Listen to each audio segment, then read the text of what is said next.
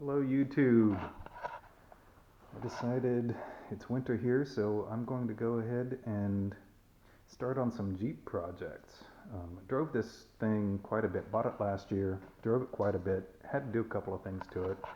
You can see it's got an aluminum radiator in there and then a little winch that I have actually used twice, so already paid for itself.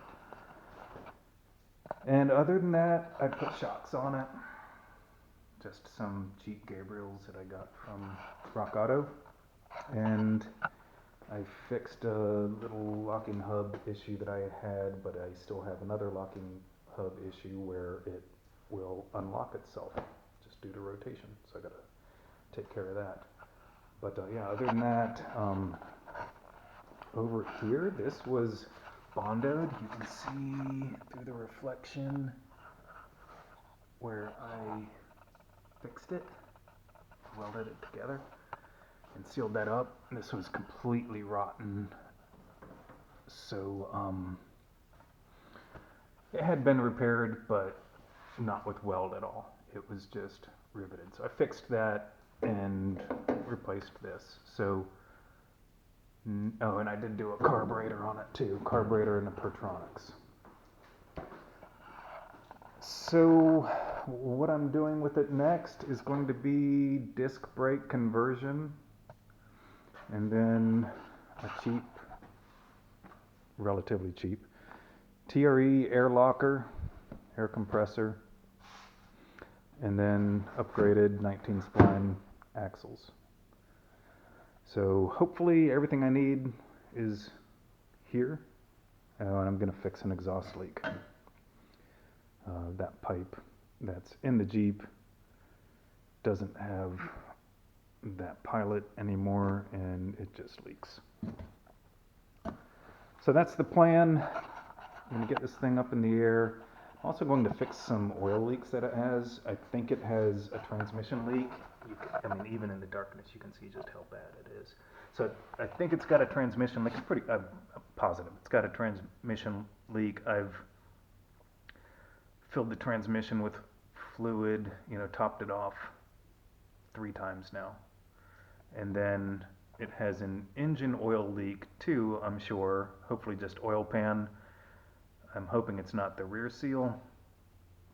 This is a 3B. I don't even know if the 3B F134 engine uses a rope seal or not, but haven't researched it a lot.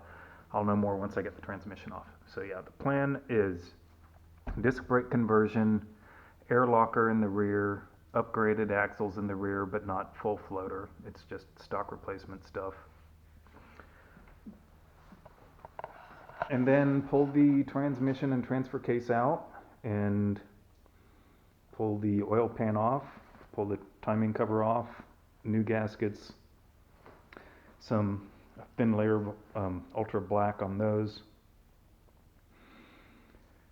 And then once I dig into the transmission, see what needs to be replaced in there.